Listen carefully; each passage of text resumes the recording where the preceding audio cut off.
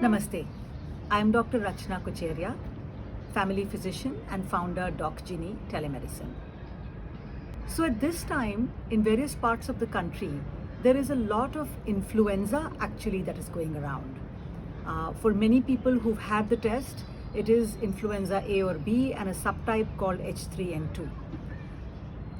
The symptoms for this are usually a cough, cold symptoms, which is nasal congestion, could go on to chest congestion, very rarely difficulty breathing, fever, headache, body ache, sort of typical flu symptoms.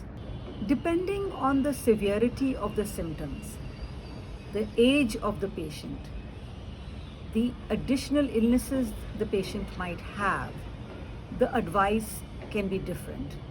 If the symptoms are mild, with just a low-grade fever, a little bit of body ache, some nasal dripping, you can afford to watch and wait and take some supportive care at home.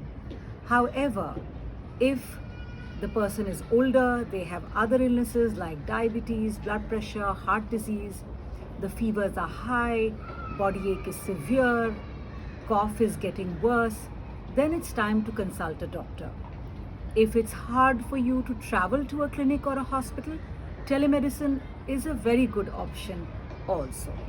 We recommend that people get the flu vaccine annually, every year.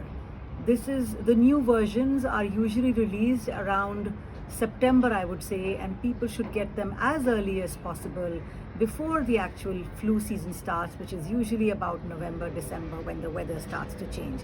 This is one vaccine that, even if it doesn't prevent the flu, will certainly make the symptoms milder and the effects of the flu mitigate those effects.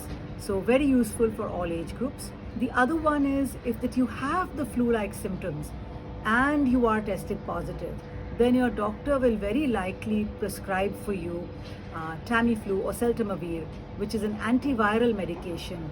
Ideally should be started within the first 3 days of getting the influenza, and this also reduces the symptoms, reduces the morbidities associated with influenza.